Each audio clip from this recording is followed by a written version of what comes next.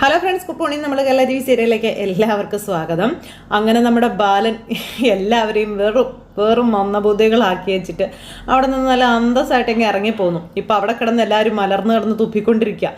അപ്പോൾ സ്വന്തം അനിയത്തിക്കുള്ള പേരും വിശേഷങ്ങളെല്ലാം ബാലനെ വിളിച്ച് അവരിങ്ങനെ സ്വയം നാറിക്കൊണ്ടിരിക്കുന്നു, സത്യം എന്താണെന്ന് അറിയാതെ. ഇതെല്ലാം അലീനയോട് വന്ന് ബാലൻ പറയുമ്പോൾ അലീനയ്ക്ക് ഇതെല്ലാം കേട്ട് കഴിഞ്ഞപ്പോൾ ആകെ ഒരു പേടി, ഇനി എന്തൊക്കെ സംഭവിക്കും എന്നുള്ള ഓർത്തിട്ടുള്ള പേടി. അപ്പം നീ ധൈര്യമായിട്ടിരിക്കുക, ഇപ്പം ഞാൻ നിൻ്റെ അച്ഛനായില്ലേ, മാത്രമല്ല ഞാനില്ലേ നിൻ്റെ കൂടെ, പിന്നെ നീ എന്തിനാ വിഷമിക്കുന്നേ എന്ന് ബാലൻ മകളോട് ചോദിച്ചു. അപ്പം അത് കേട്ടപ്പോൾ അലീനയ്ക്ക് ഭയങ്കര ഒരു ആശ്വാസം, എന്തിനും ഏതിനും തൻ്റെ അച്ഛൻ തൻ്റെ കൂടെ ഉണ്ടാകും എന്നുള്ളൊരിത്. ആ സമയത്ത് ഇനി അച്ഛൻ്റെ മകളായ എന്നെ ഇവിടെ താമസിപ്പിക്കാൻ പറ്റില്ല എന്ന് അവർ തീരുമാനിച്ചാലോ എന്ന് ചോദിക്കുമ്പം അങ്ങനെ തീരുമാനിക്കാൻ അവർക്ക് ആരാ അവകാശം കൊടുത്തത്? ആരും കൊടുത്തിട്ടില്ല. എൻ്റെ മകളെ എൻ്റെ കൂടെ താമസിപ്പിക്കേണ്ട എന്ന് പറയാൻ അവർക്ക് ആർക്കും യാതൊരു അവകാശവും ഇല്ല. ഒരു കേസിന് പോയാൽ പോലും ഇനി നാളെ ഒരു കേസ് കൊടുത്താലും എൻ്റെ മകളാണ് നീ, ആ മകളെ എൻ്റെ കൂടെ താമസിപ്പിക്കരുതെന്ന് ഒരു നിയമവും പറയില്ല എന്നും ബാലൻ ഇങ്ങനെ പറയുക. അങ്ങനെ ബാലനും അലീനയും കൂടി ഇക്കാര്യമെല്ലാം സംസാരിച്ച് ഞാൻ നിൽക്കുക കേട്ടോ. ഇത് കഴിഞ്ഞതിന് ശേഷം പിന്നെ ദേ നമ്മുടെ വീട്ടിൽ, അതായത് കമലയും ശിവേട്ടനും അവരെല്ലാവരും കൂടി ചേർന്ന് അങ്ങോട്ടും ഇങ്ങോട്ടും ഈ ഒരു കാര്യത്തെപ്പറ്റി സംസാരിച്ചുകൊണ്ടിരിക്കുക. എന്നാലും ബാലചന്ദ്രൻ എന്ന് പറയുന്നവൻ എന്തൊരു ചെറ്റയാ, അവൻ എന്ത് തെണ്ടിത്തരാ കാണിച്ചത്. അവൻ കല്യാണത്തിന് മുന്നേ ഒരുത്തിയുടെ കൂടെ നടന്നൊരു കൊച്ചിനെ ഉണ്ടാക്കിയിട്ട് ഇപ്പം അവൾ മകളാണെന്നും പറഞ്ഞു കൊണ്ടുവന്നിരിക്കുന്നു. ഇവന് എന്നാ ചെയ്യണ്ടേ എന്നൊക്കെ ചോദിച്ചുകൊണ്ട് ശിവൻ അവിടെ കിടന്ന് ഉറഞ്ഞു തുള്ളിക്കൊണ്ടിരിക്കുക. ഇതൊക്കെ കേട്ട് കഴിഞ്ഞപ്പോൾ കമല ചോദിച്ചു, ഈ ബാലൻ ഈ പറഞ്ഞതിലൊക്കെ വല്ല സത്യം ഉള്ളത് തന്നെയാണോ? ബാലൻ പറഞ്ഞതുപോലെ തന്നെ ആയിരിക്കും, അതിനി അവിടെ സംരക്ഷിക്കാൻ വേണ്ടി പറയുന്നതാണോ എന്നൊക്കെ ഇങ്ങനെ കമല ചോദിക്കും കേട്ടോ. കമല ചോദിക്കുന്ന സമയത്ത് ശിവൻ പറയുന്നുണ്ട്, അവൻ പറഞ്ഞത് ഇക്കാര്യം തന്നെയാണ്, ഇതൊക്കെ അവൻ്റെ വെറും നാടകമാണെന്ന് എനിക്ക് തോന്നുന്നില്ല. കാരണം അത്രമാത്രം കാര്യമായിട്ടാണ് അവൻ സംസാരിച്ചത്. അവന് ഏതോ ഒരുത്തിയിലുണ്ടായ മകള് തന്നെയാണ് അലീന, അവളെ ആ സ്നേഹനികേതനത്തിൽ കൊണ്ട് തള്ളിയതായിരുന്നു അവളുടെ അമ്മ എന്നൊക്കെ പറഞ്ഞു ഇങ്ങനെ പറയുക. എന്നിട്ട് അവിടെ കിടന്ന് ഇവരെല്ലാവരും കൂടി ഇതിനെ ചൊല്ലി ഇങ്ങനെ സംസാരിക്കുക. ശരിക്കും പറഞ്ഞാൽ വൈജയുടെ ജീവിതം അവൻ തകർക്കുക ചെയ്തത്, വൈജയെ ചതിക്കുക ചെയ്തത്, മറ്റതാണ് മറിച്ചതാണെന്നൊക്കെ പറഞ്ഞുകൊണ്ട് അവരവിടെ കിടന്ന് ഇങ്ങനെ പറയുക. അപ്പോൾ ഇതെല്ലാ കഥകളും അറിഞ്ഞതിന് ശേഷം നമ്മുടെ വൈജ ചേച്ചി വീട്ടിൽ ഭയങ്കര ത്രില്ലിലാണ്, ഭയങ്കര സന്തോഷത്തിലാട്ടോ. ഇപ്പം ഇത്രയും നാൾ ഇവള് വേറൊരു രീതിക്ക് പോകുമോ എന്നുള്ളൊരു പേടിയായിരുന്നു. ആ ഒരു പേടി മാറിയപ്പോൾ ആ ഒരു സന്തോഷം. പക്ഷെ മകളാണ് എന്നുള്ളൊരു അധികാരവും അവകാശവും പേരും ഒക്കെ നമ്മുടെ ബാലൻ പറയുന്ന സമയത്തോ അതിനേക്കാളും വലിയത്. ഇനിയിപ്പോൾ സ്വത്തൊക്കെ ഇവക്കും കൂടെ വീതിച്ച് കൊടുക്കേണ്ടി വന്നാലോ എന്നുള്ളൊരു പേടിയാണ് വൈജയ്ക്ക്. അലീന ഇപ്പോഴും പണ്ടത്തതിനേക്കാളും ഇരട്ടിക്ക് ബദ്ധശത്രുവായി മാറിയിരിക്കുകയാണ് വൈജയ്ക്ക്. അപ്പോൾ ഇങ്ങനെ അമ്മയും മക്കളും കൂടെ വീട്ടിലിരുന്ന് ഇങ്ങനെ സംസാരിക്കുന്നു. എന്നാലും അച്ഛൻ എന്തൊരു ചതിയാമ്മേ ചെയ്തതെന്ന് ബബിതയും മകനും ഒക്കെ ചോദിക്കും കേട്ടോ. എന്നാലും ഇങ്ങനെ ഒരു ചതി ചെയ്യാൻ അച്ഛൻ എങ്ങനെ തോന്നി എന്നൊക്കെ ചോദിച്ചുകൊണ്ട്, എന്തായാലും കാര്യങ്ങളൊക്കെ ഇപ്പോൾ മനസ്സിലായില്ലേ നിങ്ങൾക്ക്? നമ്മളെ എല്ലാവരെയും നിങ്ങളുടെ അച്ഛൻ ചതിക്കുകയായിരുന്നെന്ന്. ബാലചന്ദ്രൻ ഇങ്ങനെ ഒരു കൊടും ചതി എന്നോട് ചെയ്യാൻ എങ്ങനെ തോന്നിയെന്നൊക്കെ വൈജ നിന്നിങ്ങനെ എന്താ പറയുന്നത്, ഭയങ്കര ഘോര പ്രസംഗമാണ്. അങ്ങനെ ഭയങ്കര ഡയലോഗുകളൊക്കെ ആയിട്ട് ആശാത്തി ഇങ്ങനെ ഇരിക്കുവാണ്. ഈ സമയത്ത് ആങ്ങളമാരവിടെ, അങ്ങനെ ഇത് വെറുതെ വിടാൻ പറ്റത്തില്ല, അവനെ അങ്ങനെ വെറുതെ വിട്ടാൽ ശരിയാവത്തില്ല, എൻ്റെ പെങ്ങളെ ചതിച്ചവനെ ഞാൻ വെറുതെ വിടില്ല എന്നൊക്കെ പറഞ്ഞുകൊണ്ടായി ഭയങ്കര ഡയലോഗുകളും കാര്യങ്ങളും ഒക്കെ. അപ്പോൾ അങ്ങനെ ഇരിക്കുമ്പോൾ വൈജയുടെ കാര്യത്തിൽ ഇവർക്ക് കമല നിൽക്കുന്നത് കൊണ്ടൊന്നും പറയാനും പറ്റില്ല. വൈജയും ഇതേ നാണയത്തിൽ തിരിച്ചു വന്ന ഒരാൾ ഈ ഒരേ നാണയത്തിൻ്റെ മറുവശമാണ് എന്ന് ആങ്ങളമാർക്ക് അറിയാമെങ്കിലും ഒരു കൊച്ചില്ലല്ലോ. അനിയത്തിയുടെ അവകാശം പറഞ്ഞു വരാൻ കൊച്ചില്ലാത്തത് കൊണ്ട് പുള്ളിക്കാരിക്കൊന്നും പുള്ളിക്കാരിയെ പറ്റി പറയാൻ ഇവർക്ക് പറ്റുന്നില്ല. അങ്ങനെ ബാലനെതിരെ ഒരു വലിയ ഗൂഢാലോചന തന്നെ ഇവർ നടത്തുക കേട്ടോ. ഇത് കഴിഞ്ഞതിന് ശേഷം പിന്നെ നമ്മുടെ മനു, ഇതൊന്നും അറിയാതെ മനു ഓഫീസിൽ പോയിരിക്കുക. അപ്പോൾ മനുവിനെ കമല വിളിക്കുകയാണ്. ഹലോ മോനെ മനു, നീ ഇതെവിടെയാണെന്ന് ചോദിച്ചു. ഞാൻ എറണാകുളത്ത്.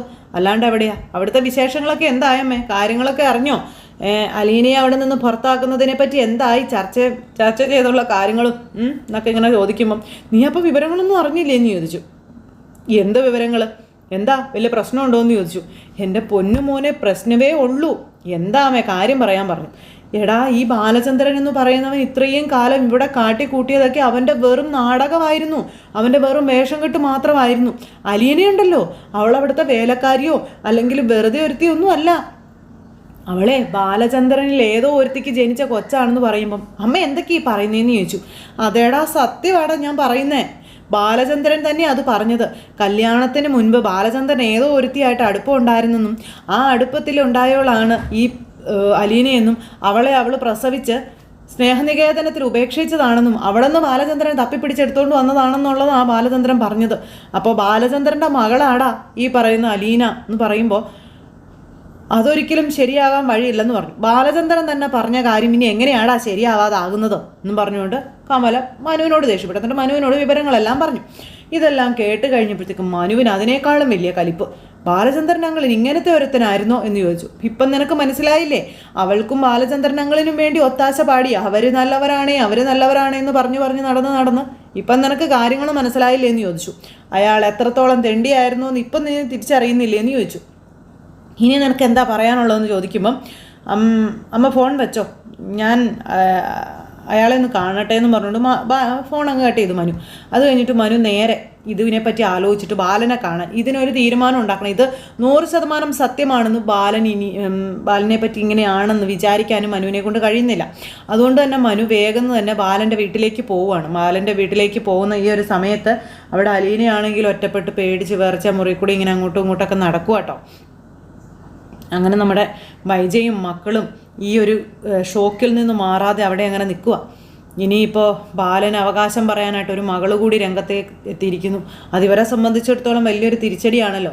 അപ്പോൾ അതിൻ്റെ ആ ഒരു ഇതിൽ ഇവരിങ്ങനെ നിൽക്കുക. അങ്ങനെ ആ ഒരു സമയത്താണ് നമ്മുടെ മനു അങ്ങോട്ടേക്ക് ചെന്ന് കയറുന്നത്. മനുവിനെ കണ്ടപ്പോഴത്തേക്കും വൈജ ആരായത് മനുവോ, നീ വരുമെന്ന് എനിക്ക് അറിയാമായിരുന്നു. ബാലചന്ദ്രനും അലീന എവിടെ, ബാലചന്ദ്രനങ്ങളും അലീന എവിടെയെന്ന് ചോദിച്ചു. ഓ, അല്ലെങ്കിലും നിനക്ക് കാണാനുള്ളത് അവരെയാണല്ലോ, നീ അവളെ കാണാൻ വരുമെന്നുള്ളത് എനിക്ക് നന്നായിട്ട് അറിയാമായിരുന്നു എന്ന് പറഞ്ഞു. ആൻറ്റിയോട് ഞാൻ തമാശയല്ല ചോദിച്ചത്, അവരെവിടെയെന്നാണ് ചോദിച്ചത്. ഞാൻ കേട്ടതൊക്കെ ശരിയാണോ ആൻറ്റി എന്ന് ഞാൻ മനു വൈജയോട് ചോദിക്കുമ്പം ശരിയാണെന്നല്ലേ ബാലചന്ദ്രൻ പറയുന്നേ, അപ്പം പിന്നെ എനിക്കതിലെന്ത് പറയാൻ പറ്റും? അത് ശരിയാണെന്ന് ബാലചന്ദ്രൻ ഉറപ്പുള്ളിടത്തോളം അത് ശരി തന്നെയല്ലേ എന്ന് ചോദിച്ചു. അവൾ അയാളുടെ മകൾ തന്നെ ആയിരിക്കും, അല്ലാതെ അതിനകത്ത് എന്ത് സംഭവിക്കാനാ? മകളല്ലെങ്കിൽ അവൾക്ക് വേണ്ടി അയാൾ എന്തിനാ ഇത്രയും ഫൈറ്റ് ചെയ്ത് നിന്നത് എന്നൊക്കെ ഇങ്ങനെ വൈജ ചോദിക്കും കേട്ടോ. വൈജയുടെ കുറേ ഒരുമാതിരി വർത്തമാനവും ഒരുമാതിരി കുത്തും കോളും വെച്ചുള്ള സംസാരവും ഇതൊക്കെ ഭയങ്കര പുച്ഛവും പരിഹാസവും നിറഞ്ഞ അവജ്ഞ നിറഞ്ഞ ഒരു രീതിയൊക്കെ കേട്ട് മനു എനിക്ക് അലീനയെ കാണണമെന്ന് പറഞ്ഞു. അവളവിടെ അമ്മയുടെ മുറിയിലുണ്ടെന്ന് പറഞ്ഞു. മനു നേരെ അലീനയുടെ അടുത്തേക്ക് ചെല്ലുക. അപ്പോൾ അലീന അവിടെ ഇങ്ങനെ വിഷമിച്ചിരിക്കുക കേട്ടോ. അലീന വിഷമിച്ചിരിക്കുന്നത് കണ്ട് മനുവിന് ഇപ്പോൾ അലീനയോട് വെറുപ്പാണ്, അലീനയോട് ദേഷ്യമാണ്. അങ്ങനെയാണ് മനു അലീനയുടെ അടുത്തേക്ക് ചെല്ലുന്നത്. അപ്പോൾ മനുവിനെ കണ്ടു കഴിഞ്ഞപ്പോഴത്തേക്കും അലീന ചിരിച്ചുകൊണ്ട് ഇങ്ങനെ എഴുന്നേറ്റു. അപ്പോൾ ഇതൊക്കെ മനസ്സിൽ വെച്ചിട്ടായിരുന്നു നിൻ്റെ ഇങ്ങോട്ടുള്ള വരവല്ലേ എന്ന് മനു ചോദിക്കുവാണേ. എന്താ മനുവേട്ടാ എന്താ പറയുന്നത്, എനിക്ക് മനസ്സിലായില്ല എന്ന് പറയുമ്പം നിനക്കൊന്നും മനസ്സിലാവത്തില്ലല്ലോ. ശരിക്കും നീ ബാലചന്ദ്രൻ അങ്കിളിൻ്റെ മകൾ തന്നെയാണോ എന്ന് ചോദിച്ചു. അതെനിക്ക് അറിയത്തില്ല മനുവേട്ടാ എന്ന് പറഞ്ഞു. പിന്നെ അങ്കിള് പറഞ്ഞതോ നീ അദ്ദേഹത്തിൻ്റെ മകളാണെന്ന്? അദ്ദേഹമാണ് പറഞ്ഞത് അദ്ദേഹത്തിൻ്റെ മകളാണ് ഞാനെന്നും എന്നെ സ്നേഹനികേതനത്തിൽ എൻ്റെ അമ്മ ഉപേക്ഷിച്ചതാണെന്നും അവിടെ നിന്ന് അദ്ദേഹം എന്നെ കൂട്ടിക്കൊണ്ടുവരാൻ ഉണ്ടായ സാഹചര്യം അതൊക്കെ അറിയാവുന്നതാണല്ലോ മനുവേട്ടന്. ഇതിനിടയിൽ നിന്ന് നിനക്ക് വേണ്ടി വാദിക്കുകയും നിന്നെ കൂട്ടിക്കൊണ്ടുവരികയും ചെയ്ത ഞാൻ ആരായി എന്ന് മനു അന്നേരം ചോദിക്കുക. നിൻ്റെ അമ്മ ആരാ? അതെനിക്ക് അറിയത്തില്ല മനുവേട്ടാ എന്നുള്ള രീതിയിൽ നമ്മുടെ അലീന ഇങ്ങനെ നിൽക്കുക.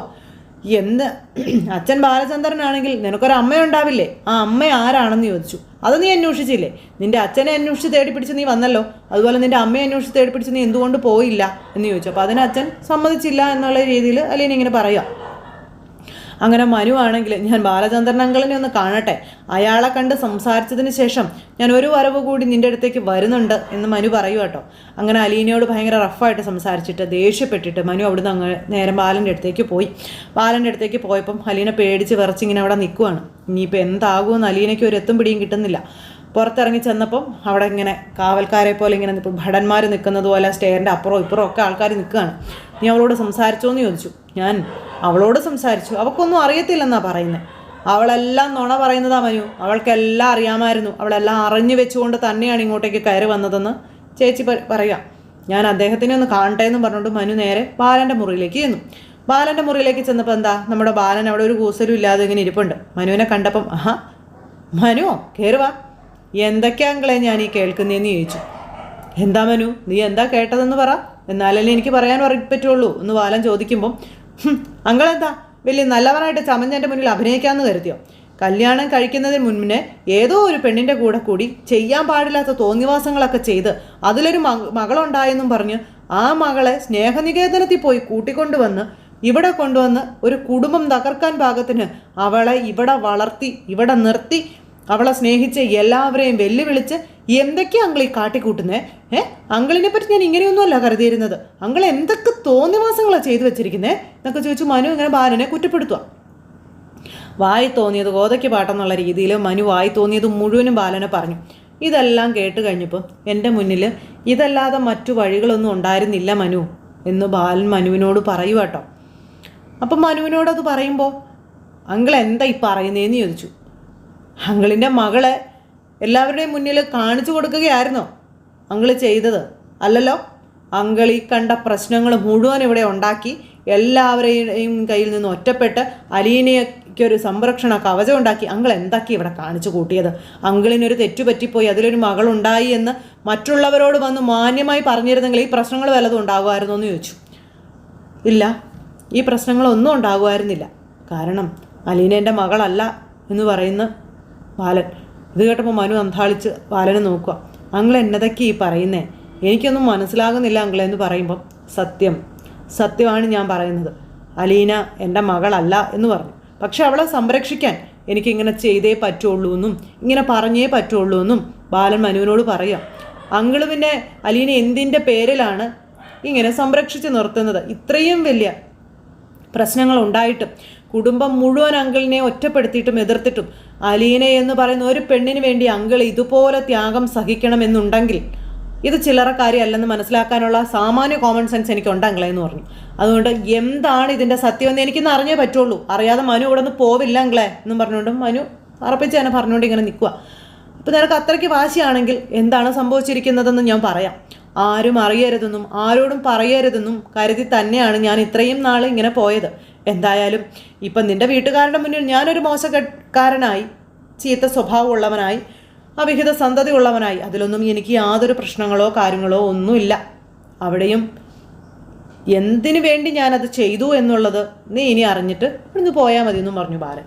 അങ്ങനെ ബാലൻ ഓരോന്നായിട്ട് നമ്മുടെ മനുവിനോട് പറയുക. അലീനയെ കണ്ടുപിടിച്ച് അന്ന് തൊട്ട്, അതുപോലെ തന്നെ അലീനയും രേവതിക്കുട്ടിയും സംസാരിക്കുന്ന റെക്കോർഡ് കളക്ട് ചെയ്തപ്പോൾ തൊട്ട്, അവിടുന്ന് തൊട്ട് ഗംഗേട്ടനെ കാണാൻ അങ്ങ് ഡൽഹി വരെ പോയതിനെ പറ്റി എല്ലാ കാര്യങ്ങളും പറഞ്ഞ് എല്ലാ സത്യങ്ങളും മനുവിൻ്റെ മുന്നിൽ നമ്മുടെ ബാലൻ തുറന്നടിക്കുന്നു.